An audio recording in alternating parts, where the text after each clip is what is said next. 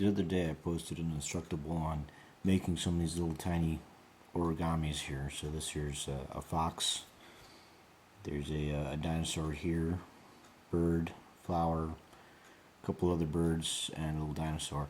And was asked, how do I make them? I actually make them with my hands, but obviously coming in here to try to show you how to make that is going to be a little bit difficult. So I'm going to go over a few concepts and techniques of how to make these guys more on a macro scale. So let me put these guys away.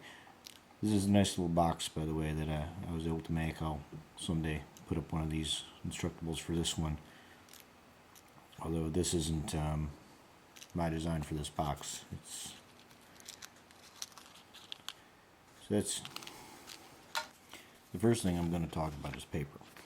So these little guys are made out of regular computer paper or bond paper or plain paper, depending on what your background is going to be. You're going to call it different things. And the nice thing about it is when it's very, very flexible, it holds a crease fairly well, and it is very cheap and readily available. The main reason why I would make these tiny guys is because I wanted to keep my hands busy during class, and I wanted my teachers to not see because they'd get upset. So I'd continue to make them smaller and smaller and smaller. Now, the problem you run into is scale. This paper here, it's probably in the area of about 3, 5, 10 thousandths of an inch thick, whereas we've got it, probably about 3 inches wide. So that's a pretty good ratio. Now, when you start getting down to smaller scales, the thickness is relatively large. Now, in order to show you these techniques, I'm not going to be able to use this thin paper because it's not going to move the same way. Now we're going to start, as we scale down, to use thicker and thicker paper. So I've gone with this cardstock here. This is regular note card paper. And as we progress along, I'm going to go down to even smaller scales, and we're going to use some different paper to simulate that. So when working with the smaller scales, one thing that you're not going to be able to do is you're not going to be able to come in with the crease right at the tip. That's just not going to be possible because it's just so small you can't get your fingers in there. So you can imagine, it's almost like you're going to be trying to fold it with your fist. So what you have to do is you have to gently come along and take advantage of the fact that being so thick, it's not going to immediately crumple. Come along and line the edge up until you like it. Once you have it there, then you can start to roll your edge out. Another thing you'll have to accept is the fact that at these small scales, things are not going to line up quite properly. Your paper is not going to be quite square because any deviation is going to show up really big in this paper here. So now unfolding again, I'm again going to be pulling around and it's almost like rolling a cigarette.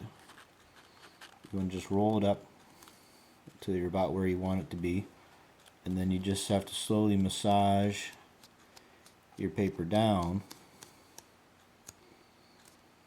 until you have the crease that you want.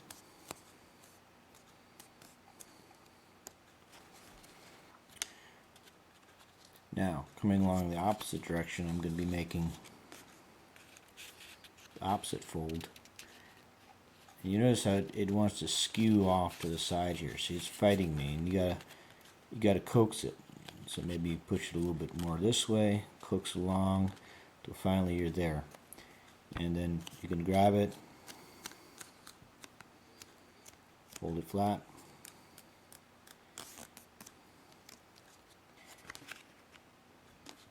so now we've got the basic starting blocks of doing a crane. So now we can fold it over.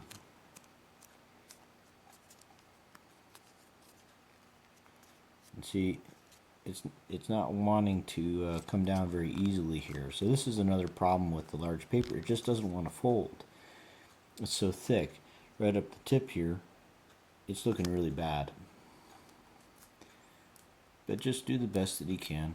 It's, again, you've got to try to push inwards. So get it here where it's going to be easiest. Right there, it's very thick. Right there, it's a lot of thickness here. That's going to be very rigid.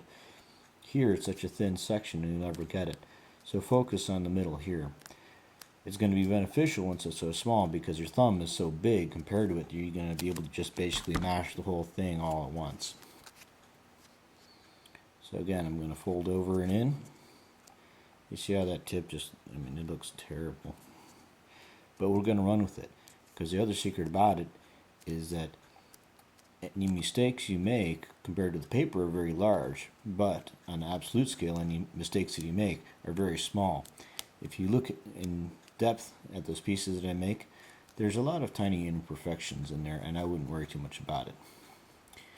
Now, once you have it here, it's going to be very difficult. You're going to have to worry about managing your space, and that's because your finger is going to be really big. You're going to want to try to come in and just kind of catch it with your nail and coax it out. You can't just go in like this with regular paper and just grab it in. Oh yeah, you see, look at that. That's where it looks just terrible. But what can you do about that when your paper's so big? So, and here, it's again, you're never going to get your finger into there. You just have to kind of grab wherever you can to open her up.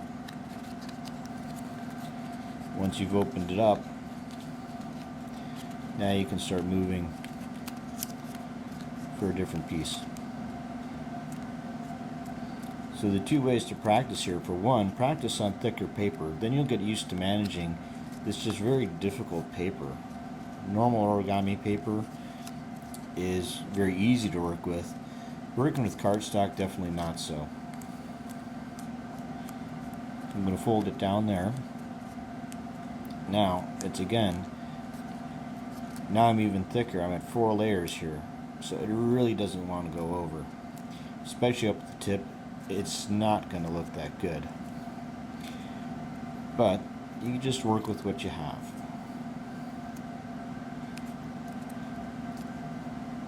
So we're going to just go with this basic crane, which, if you're in origami, it's probably the first model that you learned to make. I know it was one of the first models that I learned to make. So you're going to come up. See here, the layers are, again, it's very thick. The layers are not going to want to fold in. So just fold in really as best as you can, because again, nobody's going to see that. When it comes down to it, that's going to be incredibly tiny.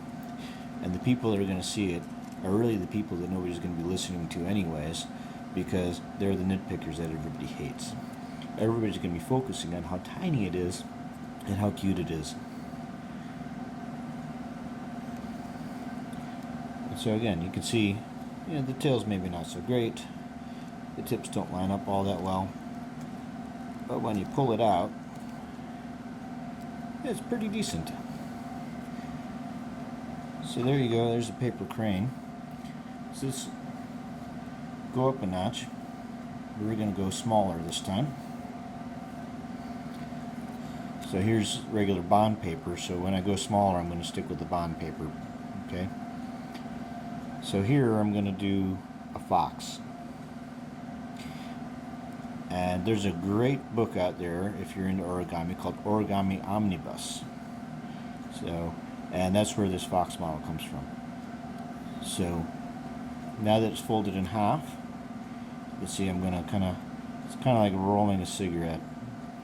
I'm going to coax it into position, and then I'm going to just gently massage it down. That way, I'm not stuck with a bad crease. if it starts coming out of line, I can start moving out of the way. One of the other benefits is that when you're working with tiny things, your fingers are going to sweat. And as your fingers sweat, it's going to help mash down the paper a little bit, so that's going to be a benefit for you. So now that I've basically creased it into quarters here, and fold down the sides. If you are looking for the pattern for this, again, the book to look for is a book called Origami Omnibus, and I wish I knew the author, and the next time I do a cut in the video, I'll run over and grab the book so I can get you the author of that book, because it's a really great book and with a lot of really neat models and a lot of other really cool stuff. So now that I've bent that down, let's see again, this is kind of why I'm trying to show you slightly larger scale models. So I'm going to tab these guys in. Now that I'm coming over, it's again, you kind of catch the edge with your thumb and you kind of massage it down in there. Catch the edge with the thumb, massage it down in there. Make the paper nice and relaxed and happy with these constant massage. So again, we're starting to come over, and I've got to just grab it, and I've just got to make the initial bend, which is really quite an easy bend here. And then I start kind of rolling it in my fingers, slowly coaxing it down into position. There we go, right there. I roll that to get just an initial bend, and then I slowly coax it down into position. So there we go there. Fold that on over. So again, keep your folds tight. If you get in the habit of making really tight, neat folds when you're working the large scale, when you come down to the small scale, then that's going to be beneficial for you. So I'm going to pull it out here. Again, I'm just going to slowly kind of push it in. I can see there that I'm not quite in line, but that's okay, because again, nobody will notice except for you guys that are watching this, because I'm pointing it out. It's that tiny. So then I've folded that over there. Again, coax it over. And you just kind of, what you do is you catch the edge, and then you jam your finger into there to get into there. And you just set up, your thumb makes a good pick here, and you can kind of push it over off your thumbnail. But to get that nice crease, so again, you coax it into position, and then you nail it down. Coax it into position and nail it down, and then you can come on over. We're doing pretty good. Just kind of make sure everything's good and tight there. And I'm going to come around. See, I got to catch it with my nail to pull this out. Got to catch it with my nail to pull this out. This is, again, I'm not trying to teach you how to make a fox. I'm trying to show you kind of some of the techniques that I use.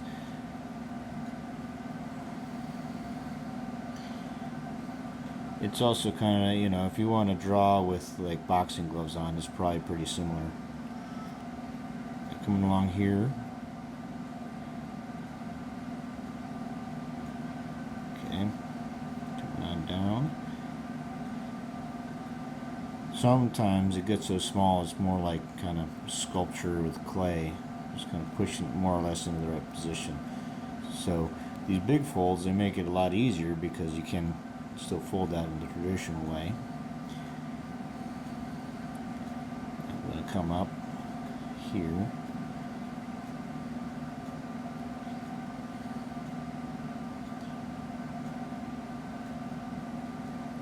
We're almost done.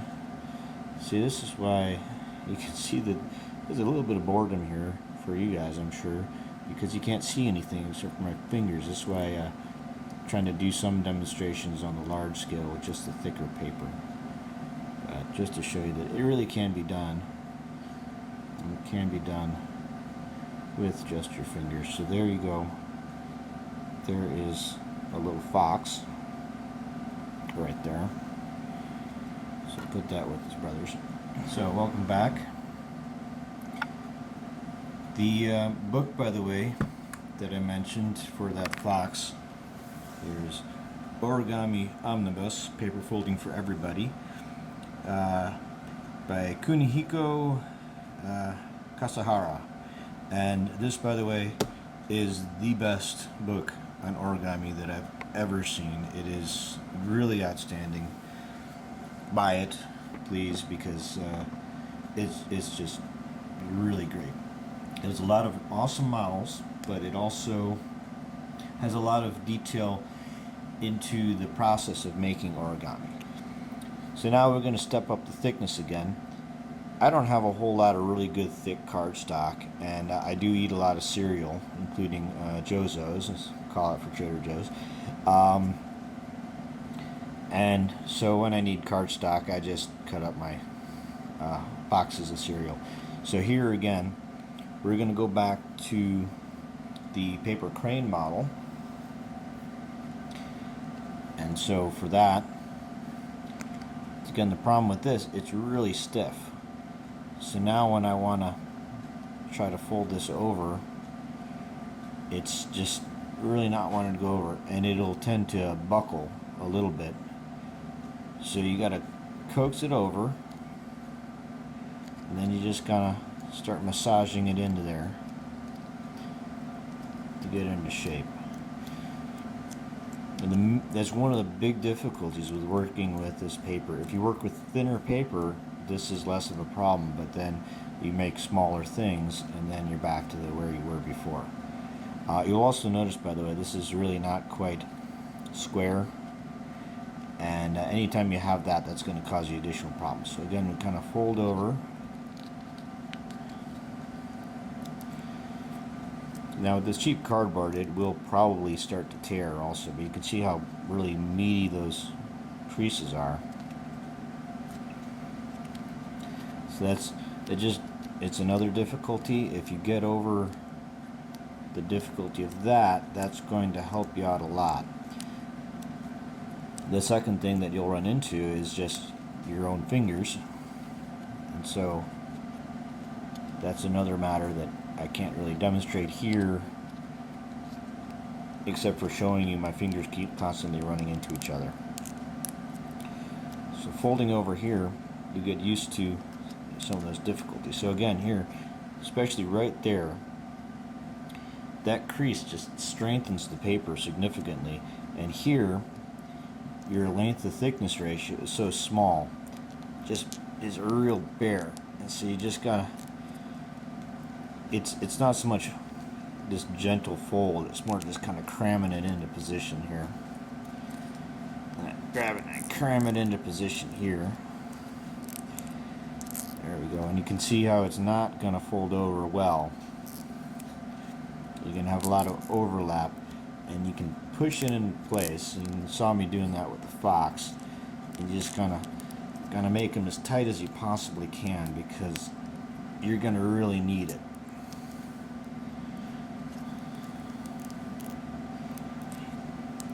So this might be useful practice for you, I don't know. It's not really the way that I went with it, but again, it can show you some of the things on a larger scale that you're going to deal with. So you can see these creases look just completely terrible. But what do we have? This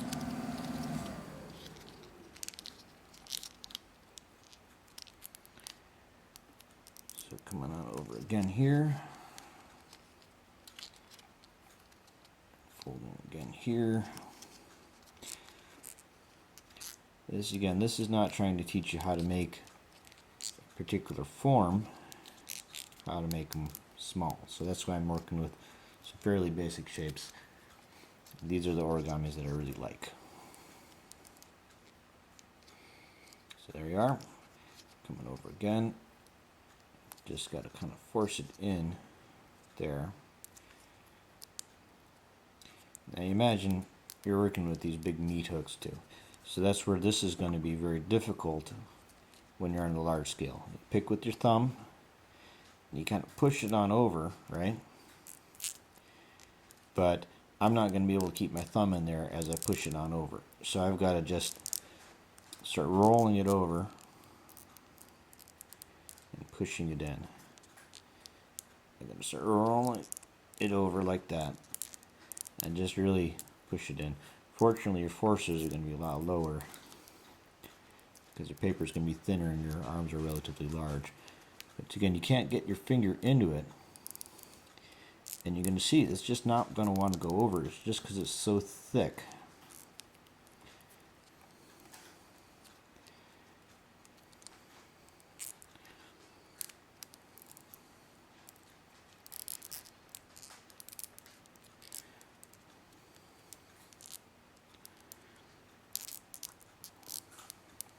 So now that that's come on over, get that in there really good. You can see, I mean, it's really not coming to fold in the middle all that well, but it's the best we're going to get. Let's open up and start pushing this guy over.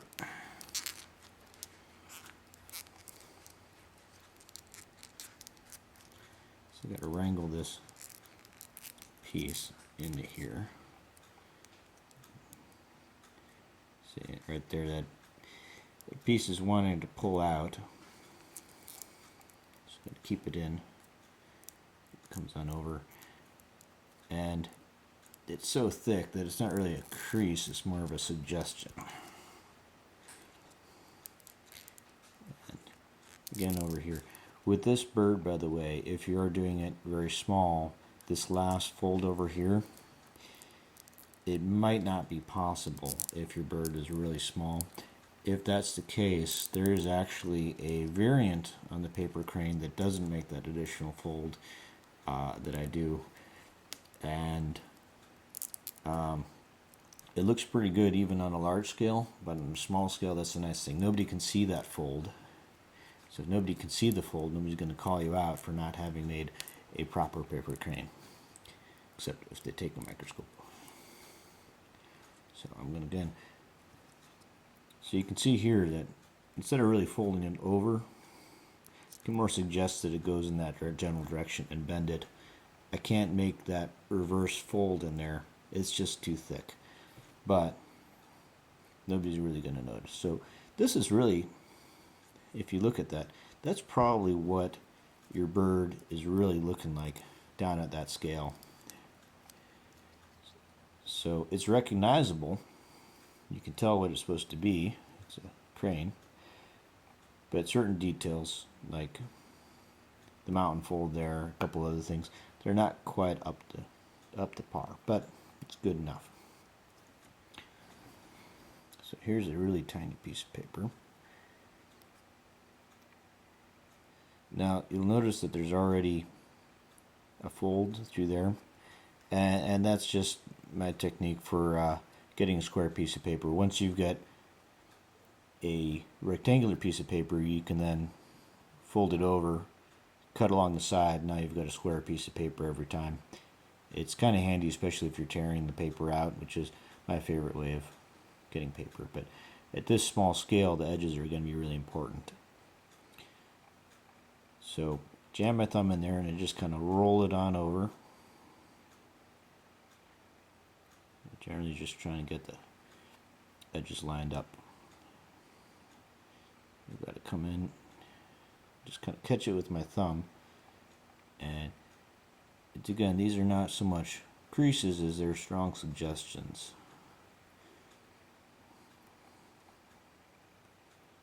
So now coming open again. Trying to stay on camera. Okay, so then you just kind of coax it in to place, right like that. And I'm going to jam it down there, make sure I got a good crease. Do Again, so I'm going to catch the edge with my finger. So once I've caught that edge, and kind of with my thumb, roll it on down until it's in position. Make a little bit of adjustment. And you can see it's a little bit off at the tip, but that's okay, because nobody will notice. So here, you can see that ridge is kind of getting bothered, so I got to push it, and then you break the ridge. Once you've broken the ridge, you've broken its spirit, and you can kind of come in again, mash it down. So break the ridge, break its spirit. This guy, you're off camera again.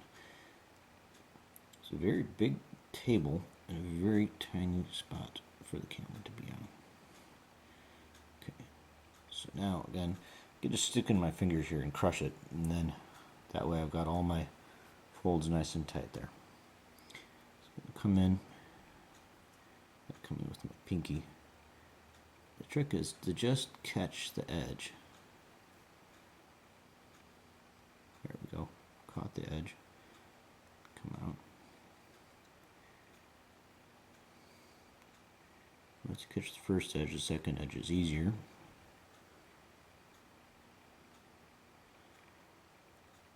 So I've caught the second edge. I catch that third edge.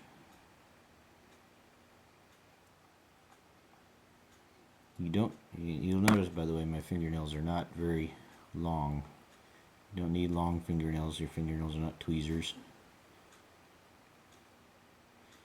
So slowly, I gotta come in. Got the two pieces of here because I gotta open this up again. Just gonna coax it down open.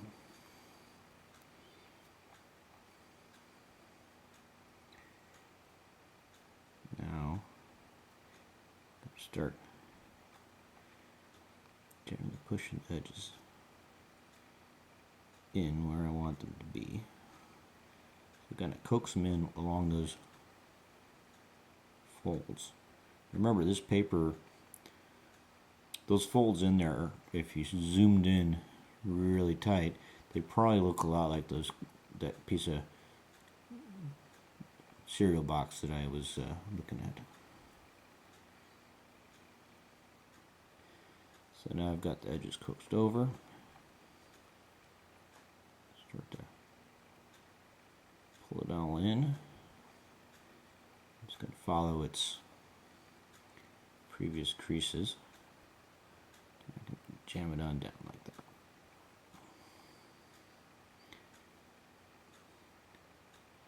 So catch the edge. You don't need to grab it necessarily. You need to be able to direct it, not to grab it. I mean, you can barely get it with your fingertips, but there you go. So I'm going to try to catch the edge of it there. So I can get my finger in, push it down.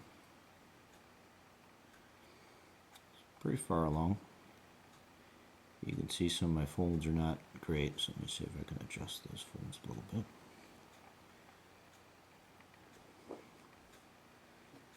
Alright, coming along pretty nicely. So this is where it's really tough. So you got to catch the edge, and I'm gonna see my fingernail down there, or my thumbnail right there. I'm gonna catch the edge and I'm gonna push it against my thumb. I'm gonna roll it on in. Again, catch it against my thumb. Sorry I'm going out of focus here all the time, but it's again this. They don't really make cameras to help you with this.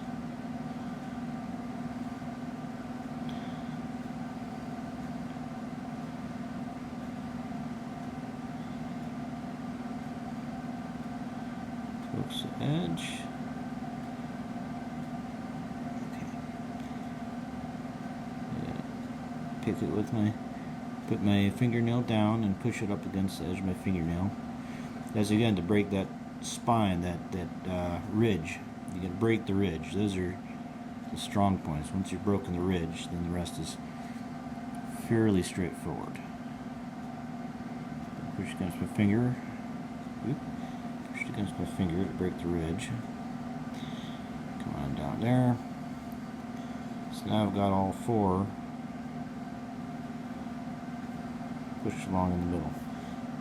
Now you'll see that again, just like my cardboard one, the edges don't quite come in. I'm going to catch my finger into there, try to spread it out a little bit. I'm going to try to catch the tip with my finger. Now at this point, if it unfolds a little bit, I'm not going to really care.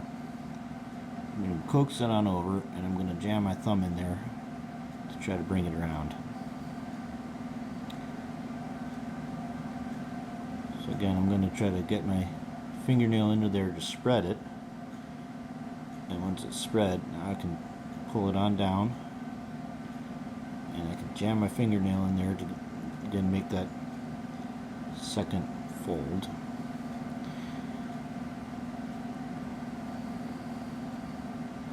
Now you can see there, it's pretty tough. Now with the head, kind of like with the cardboard, I'm not even going to attempt to make that valley fold. What I'm going to do is I'm just going to kind of bend the head down there. Because let's face it, folks, if you want a valley fold that tiny, you're not going to get it with your fingers. So I'm going to catch the wings, fold the wings down. Now, there's not enough meat in the paper to really fold out that center ridge. So I'm not even, I'm going to make that attempt. So there you have it. A tiny little crane. Alright folks, let's see if we can kick it up even yet another notch. So there we go. There's the tiny paper. Now we're going to make a dinosaur. The dinosaur is fortunately a little bit easier. It's less fold thickness than the crane, which is why I can do it with the smaller paper. So I'm going to coax it on over, and then again I've got to kind of catch it with my finger and just coax it on back.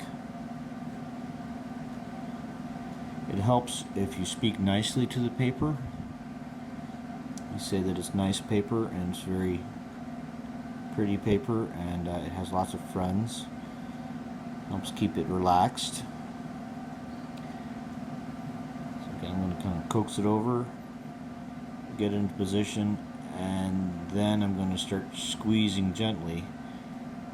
And so I slowly, just gently squeeze it as I position it, and that gets it where I want it to go.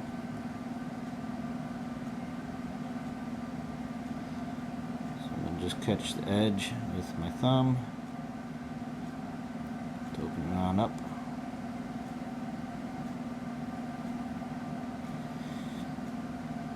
Good memory helps, because that way you can remember which folds you did and which you didn't, because good luck trying to see which folds you did and which folds you didn't beforehand. Okay. Now it's again, this is a pretty common form here, this dinosaur. And so I'm not gonna try to show you how it's made. I'm just going to try to show you how to make it tiny.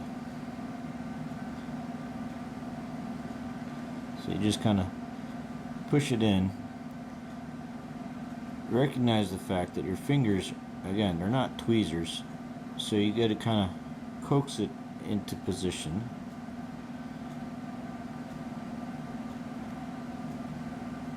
Pull that one on over. Boom. It's getting pretty small. Let's coax this So now I've got to catch that with my finger. And I got to pull it down. Catch that other side with my finger and kind of pull it down. These are making little legs. The dinosaur is kind of like a Loch Ness monster. You can see a picture of it in my other Instructable.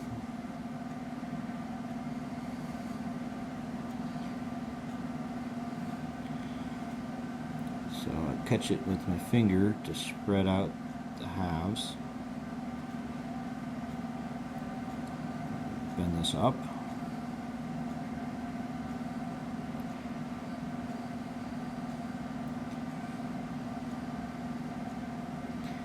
And then I kind of coax. So I can't even focus on it, it's too small. Coax it up.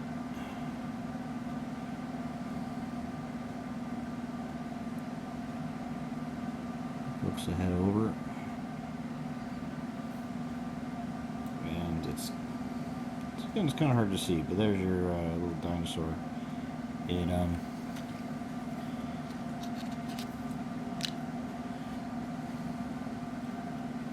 This is kind of the bigger brother of that dinosaur there.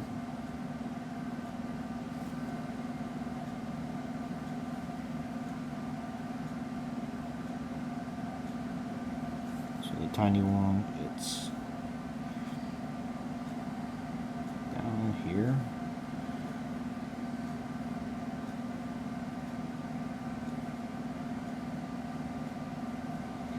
So there's the legs and the head. Work at it to get everything into position. I'm going to make an attempt here to go even smaller. This is with a simplified version of that original crane.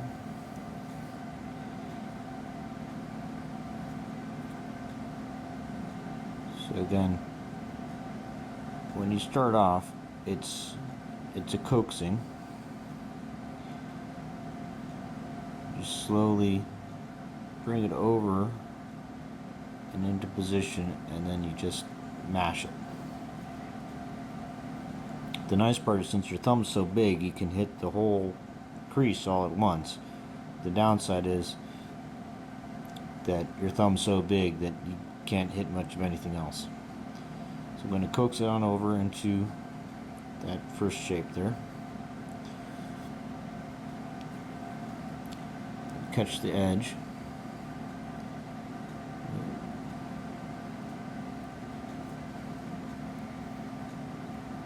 And if I grab the edge and I push a little bit, you can see it starts to roll on over. Ooh, and then it drops.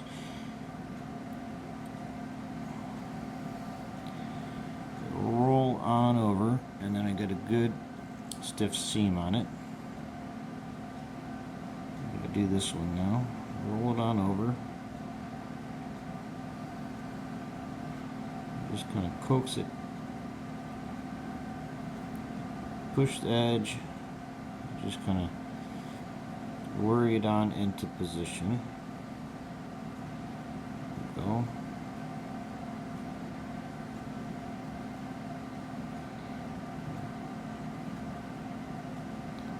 Grab the tip there, and I'm gonna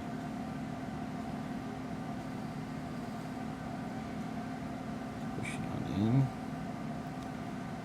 There.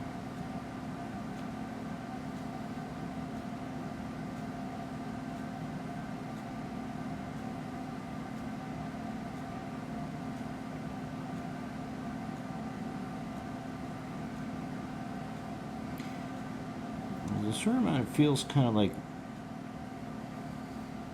you're working with clay rather than paper, because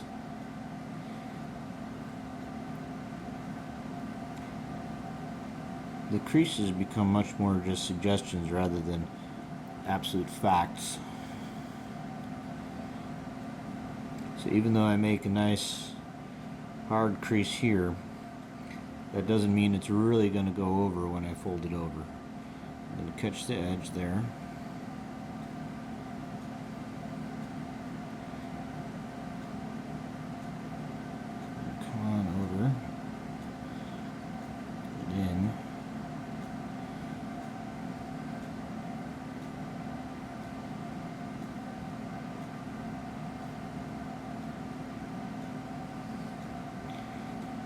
So I gotta get my thumbnail into there so I can really reverse this fold. So it's not want to go over. That's one thing you'll find with your models at this scale. It's very hard to flip or to reverse a fold. So there I've got it all set. Now normally I would then fold the sides into the middle, but that ain't happening here. This is just too small. So now that I've got it here, I'm gonna clip in. I gotta catch the edge here. And that'll give me a chance to open her up. Then I'm going to catch the tip and just kind of fold it on over.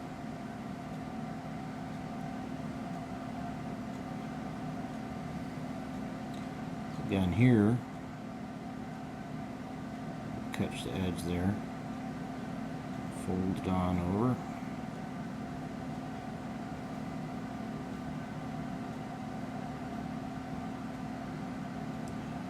Can't see it very well because, alright, so there we've got the basic shape. Now I can kind of snag the tip here and just kind of scratch on it basically, and that we've got the tip to come down a little bit to make the head, or if there's a suggestion of a head, just like the suggestion of the folds. And I got to catch the wings.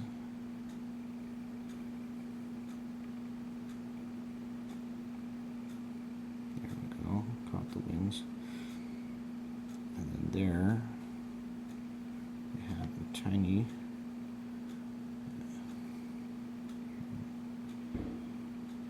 little bird.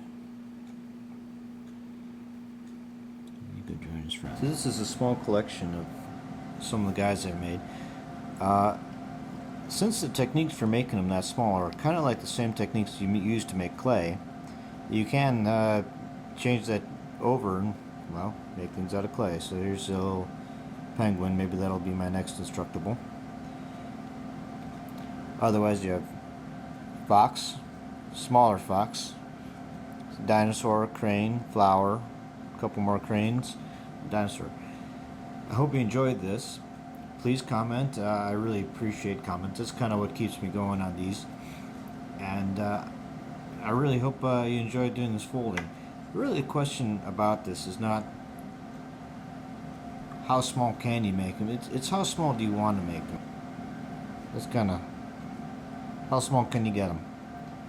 How much can you hold your breath without blowing it off? Good night. Good folding.